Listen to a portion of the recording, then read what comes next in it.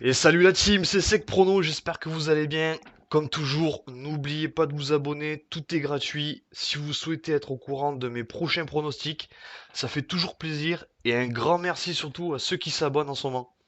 Bon la team, on a perdu le pronostic de cette nuit à cause d'un Dominic Thiem qui était en dépression totale, je crois. On va débrief tout ça de suite. Donc, dans le premier match, on peut dire que le premier set a tourné à l'avantage de l'Espagnol Muguruza, 6-4. Dans le second et troisième set, Naomi Osaka a mis un peu plus d'intensité dans les échanges et a donc logiquement remporté ce match qui n'était pas si facile que ça, contrairement à ce que j'aurais pu penser. Donc on retrouvera certainement un match Naomi Osaka contre Simona Halep en demi-finale dame de cette Open Australie, ce qui risque d'être un petit peu alléchant. Donc c'est cool. Et dans le second match, les gars, qui a opposé Dominic Thiem à Grégor Dimitrov, je ne m'attendais pas à une telle branlée, les gars, franchement. Je pense que je n'étais pas le seul. D'ailleurs, qui aurait parié que Thiem allait prendre 3-7-0, les gars, avec une bulle 6-0 dans le troisième set? Franchement, je pense pas grand monde. Donc très déçu de Thiem, qui dans le troisième set a totalement abandonné le match, les gars, avec de nombreuses fautes directes et un comportement qui laissait entendre qu'il voulait vite filer à la douche, qu'il en avait plein son cul, vraiment. Donc vraiment, dans les prochains tours, il faudra compter sur Dimitrov, qui a eu un niveau de jeu très très élevé dans ce match. Au prochain tour, les gars, il va affronter notamment la grande surprise de ce tournoi, le russe Karatsev, qui a encore mis un top joueur à l'amende, OG à la cime en 5-7. Il est impressionnant ce joueur. Donc passons au plus important les gars, le pronostic de cette nuit. Donc voici le combiné de cette nuit les gars, avec 3 matchs. Svitolina à 1,46, Tsitsipas 1,28 et Nadal 1,17 pour une cote totale à 2,22. Donc concernant Svitolina, elle va rencontrer l'américaine Pegula qui a battu au tour précédent Mladenovic, la française, Stosur et Azarenka, toujours en 2-7-0.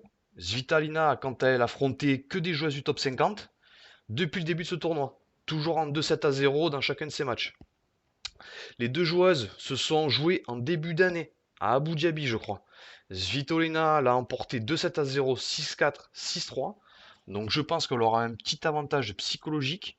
Et je pense que la 5e mondiale, donc Svitolina, voudra rejoindre les quarts de finale ce grand chelem. Donc elle va être très très motivée, ça va être vraiment dur pour Pegula. Dans l'autre rencontre, grosse opposition les gars entre Tsitsipas et Berrettini, deux joueurs du top 10 mondial. Donc après un premier tour assez facile contre Gilles Simon, Tsitsipas a galéré contre l'Australien Kokinakis, avant de régler le tir contre Rimmer en lui mettant une petite déculottée 6-4, 6-1, 6-1. Quant à lui, Berrettini a battu Anderson au premier tour, joueur pas facile à battre, avec un gros jeu de service très grand. Au deuxième tour, Matchak, joueur du top 200, pas trop connu. Et au troisième tour, Kachanov, avec les qualités qu'on lui connaît, les gars, en 3-7, 7-6, 7-6, 7-6. Donc les deux joueurs se sont rencontrés 5 fois en tout.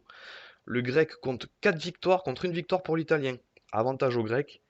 Je pense qu'il peut tenir un 5-7 facilement. Et attention à l'italien, qui a vu une petite alerte musculaire en fin de match contre Kachanov, qui n'a à ne pas oublier.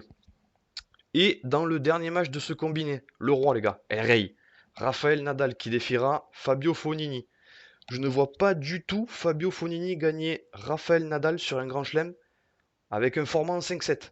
Même si Rafa Nadal a des petits soucis de dos en ce moment, on le sait, ça reste un grand champion qui va outre ses petites blessures dans les grands matchs et donne toujours le meilleur de lui-même. Donc à n'en pas douter. À 35 ans, Nadal reste un monstre physiquement, les gars. À des années-lumière du physique de Fabio Fognini, même si l'Italien, je vous le dis, peut prendre un ou deux sets à Nadal, parce qu'il en a déjà pris. Il se break et débreak souvent, ces deux joueurs, donc c'est pas impossible. Mais Nadal gagnera ce match, je crois en lui. Vamos les gars, let's go. Pour finir, n'oubliez pas qu'on suit la méthode martingale. On a perdu le dernier pari. Bon, en ce moment, on fait un petit peu le yo-yo, les gars. On gagne un pari, on en perd un, on gagne un pari, on en perd un.